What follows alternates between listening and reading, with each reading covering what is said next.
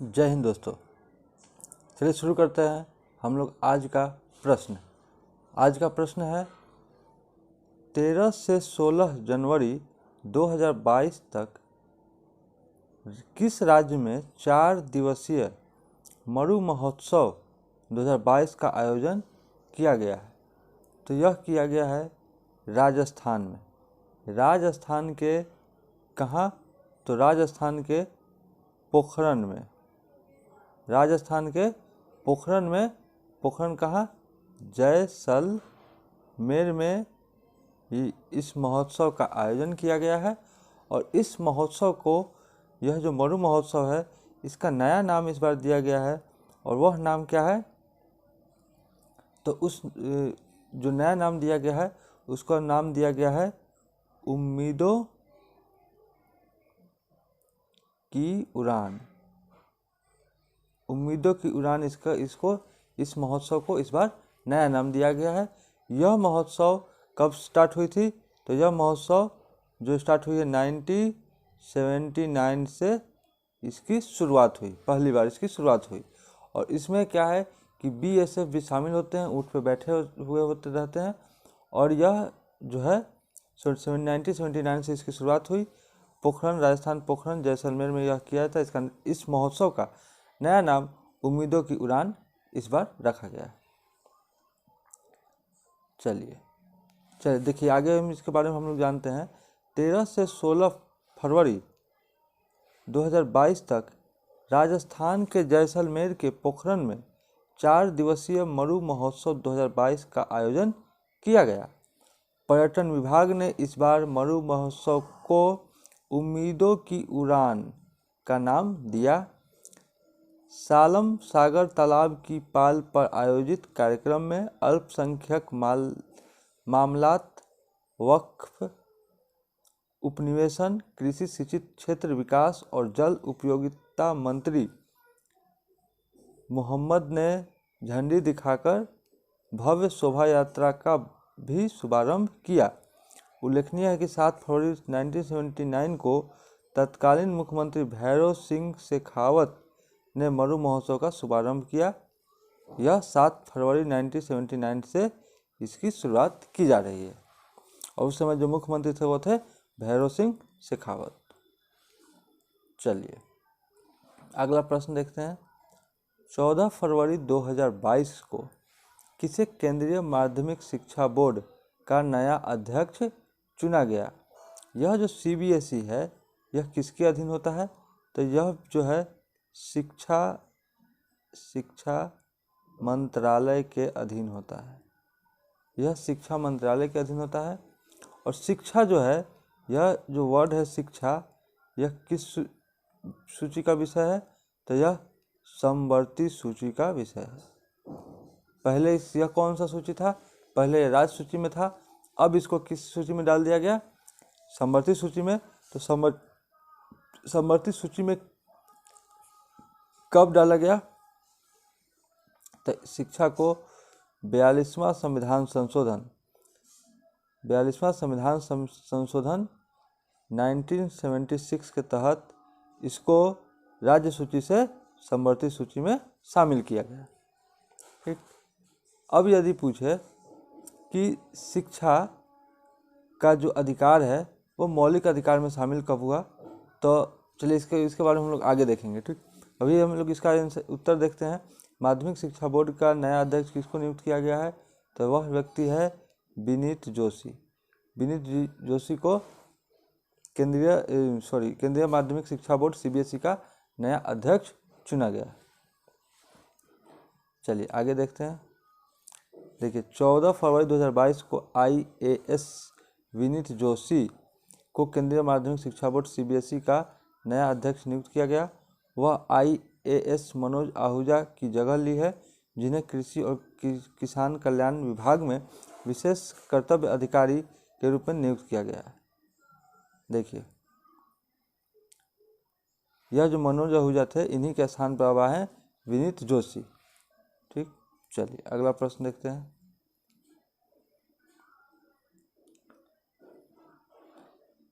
केंद्र सरकार ने किसे मुख्य आर्थिक सलाहकार नियुक्त किया है? तो वह है, केंद्र सरकार ने किन्हें नियुक्त किया है? उनका नाम है अनंत नागेश्वरन। यूनिवर्सिटी ग्रांट कमीशन के नए अध्यक्ष किसे बनाया गया?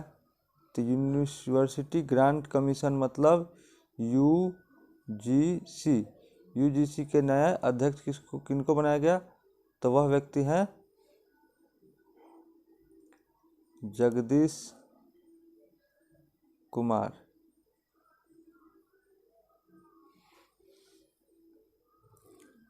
चलिए अगला देखते हैं।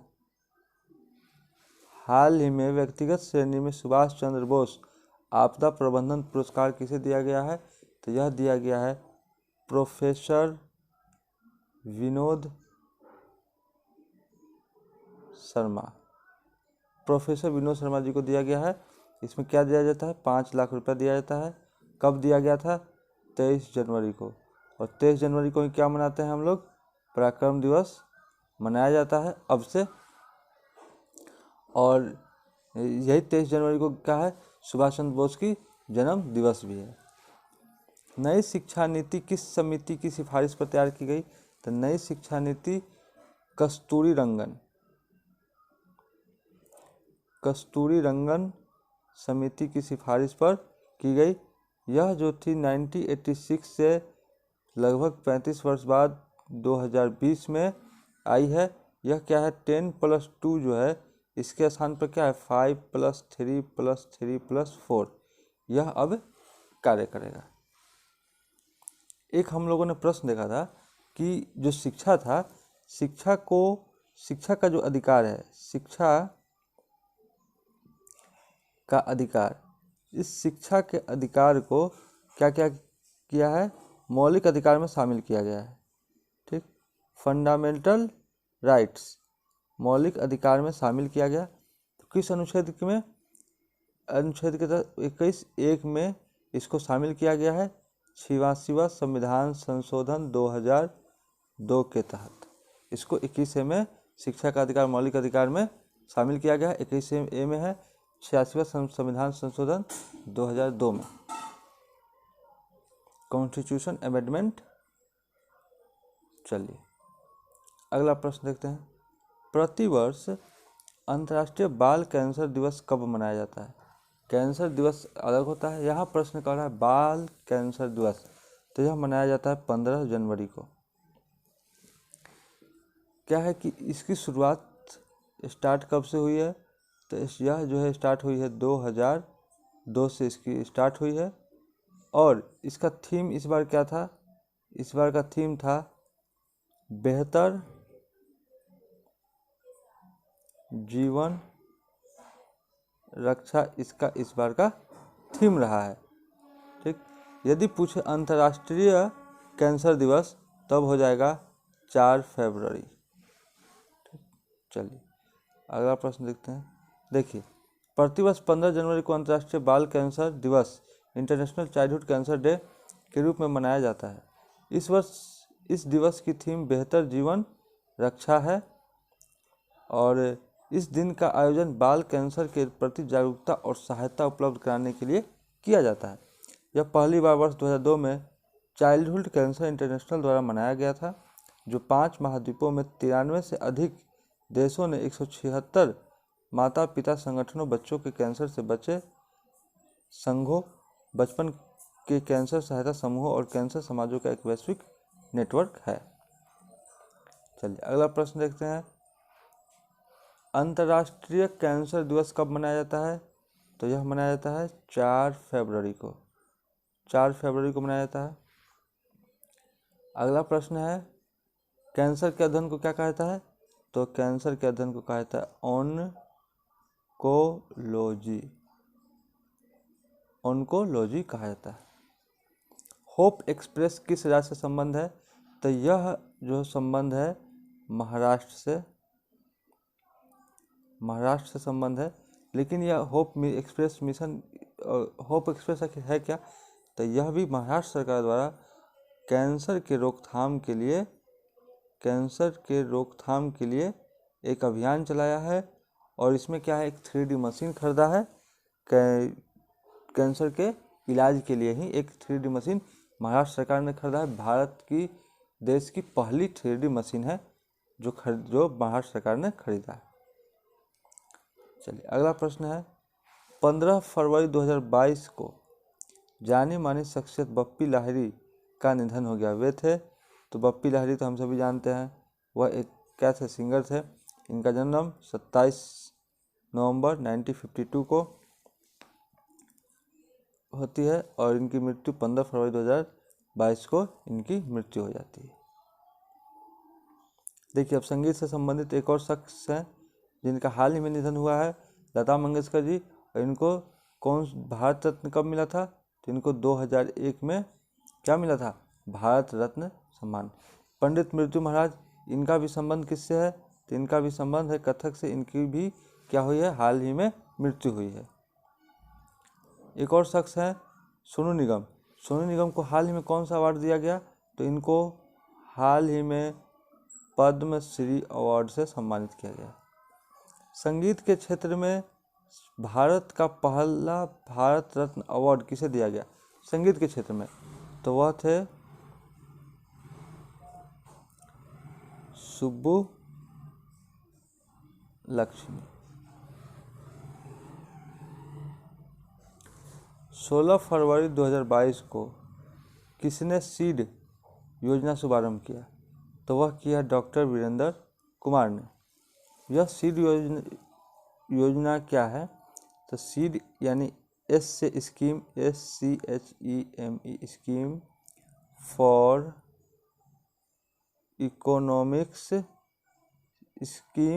Economics empowerment of DNT। यह क्या है, यह सामाजिक न्याय मंत्रालय द्वारा इसको संचालित किया जाता है। सीड योजना को देखिए, गैर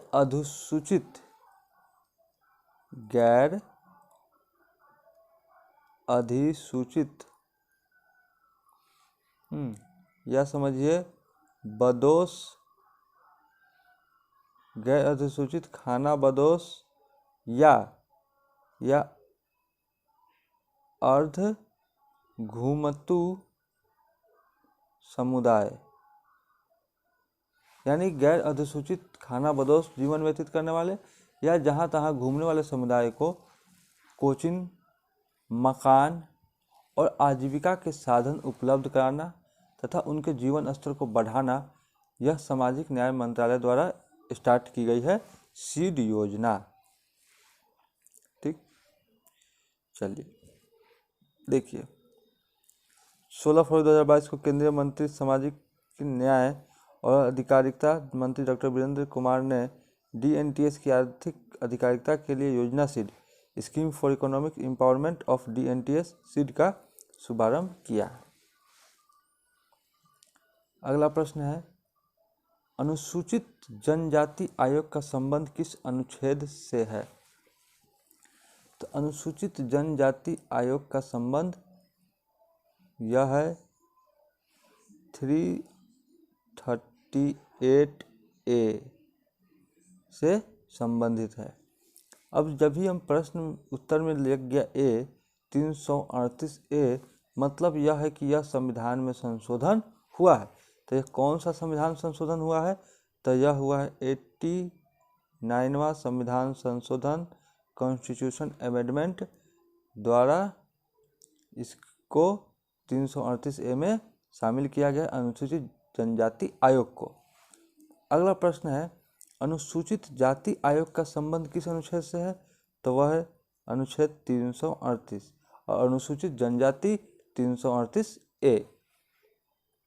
चलिए अगला प्रश्न है, 86वां संविधान संशोधन का संबंध, 86वें संविधान संशोधन का संबंध है किससे,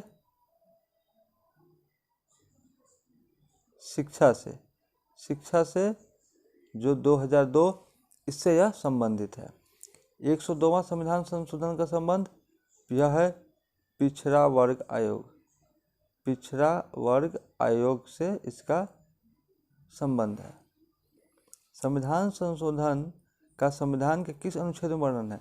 तो संविधान संशोधन का 368 में इसका वर्णन है। चलिए, 21वां विश्व सतत विकास शिखर सम्मेलन 2022 की मेजबानी कौन सा देश कर रहा है? तो यह कर रहा है कौन सा देश? अपना भारत। यह क्या है कि जो विश्व सतत विकास है, विश्व सतत विकास, तो यह इस सीधा समझिए, सतत विकास का मतलब है पर्यावरण, पर्यावरण को ध्यान में रखकर विकास, पर्यावरण को ध्यान में रखकर विकास करना, इसी का मतलब हुआ सतत विकास। World sustainable development summit 2022। अब यह क्या है? इसका आयोजन भारत के किस संस्था द्वारा? टेरी, TERI, टेरी संस्था, द एनर्जी रिसर्च इंस्टीट्यूट संस्था द्वारा इसका आयोजन किया गया है। ठीक, चलिए देखिए, 16 से 18 फरवरी 2022 तक डिजिटल माध्यम से नई दिल्ली, भारत में वैश्विक सतत विकास शिखर सम्मेलन वर्ल्ड सस्टेनेबल डेवलपमेंट समिट आयोजित किया जा रहा है।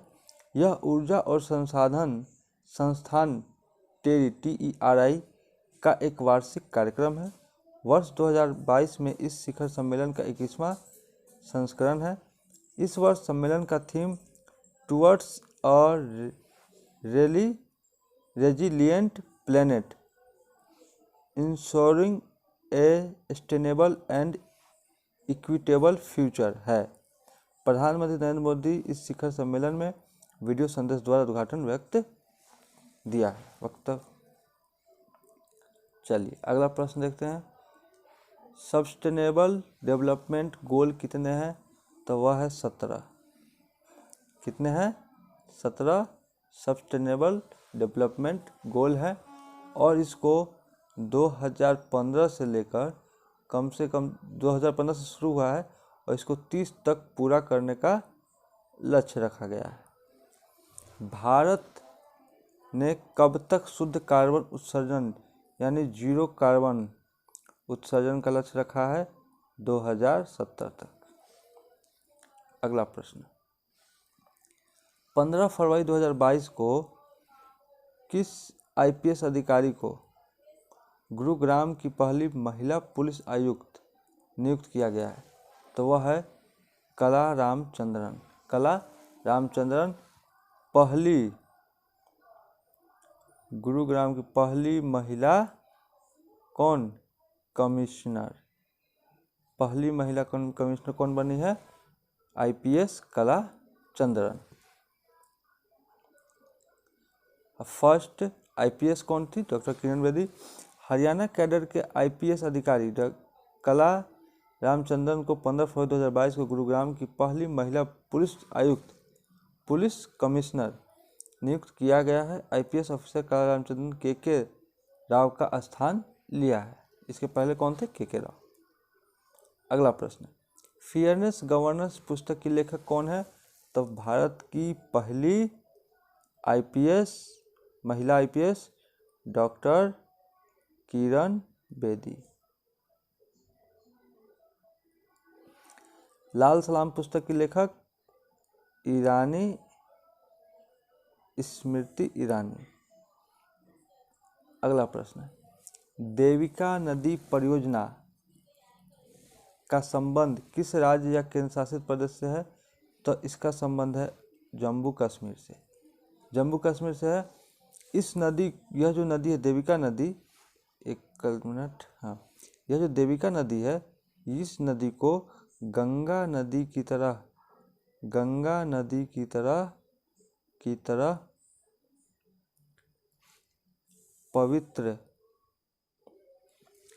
पवित्र माना जाता है। कहाँ के द्वारा? जम्मू कश्मीर के लोगों द्वारा। और इस परियोजना में क्या किया जाना है? तो इस परियोजना में घाटों का निर्माण, ठीक ना, घाटों का निर्माण प्लस स्वच्छता पर क्या करना है, बल देना है इस परियोजना के तहत। देखिए देविका नदी परियोजना, देविका नदी परियोजना क्या है, इस परियोजना पर कार्य मार्च 2019 में राष्ट्रीय नदी संरक्षण योजना के तहत शुरू किया गया था। परियोजना के तहत देविका नदी के तट पर स्नान घाटों का विकास, अतिक्रमण हटाना, प्राकृतिक जल निकायों को बहाली और श्मशान भूमि के साथ जलग्रहण क्षेत्रों को विकसित किया जाएगा।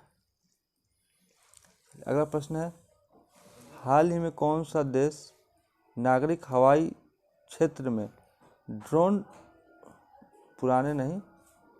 उड़ाने की अनुमति देने वाला दुनिया का पहला देश बन गया है? तो वह है इजराइल। वह कौन सा देश है, इजराइल। इसने क्या किया है कि ड्रोन को उड़ाने की बात की है, और यह जो ड्रोन है इसका नाम है हर्मिस स्टीलाइनर, इस ड्रोन का नाम है, और इसका काम है पर्यावरण, कृषि और अपराध को रोकने का कार्य इसके करेगा। इजराइल के यदि पीएम की बात करें तो यहाँ के पीएम कौन है, तो पीएम है नेफ्टाली बेनेट। नेफ्टाली बेनेट यहाँ के कौन है, पीएम है। और यहाँ की संसद का नाम क्या है, संसद का नाम है नेसेट। संसद का नाम है नेसेट।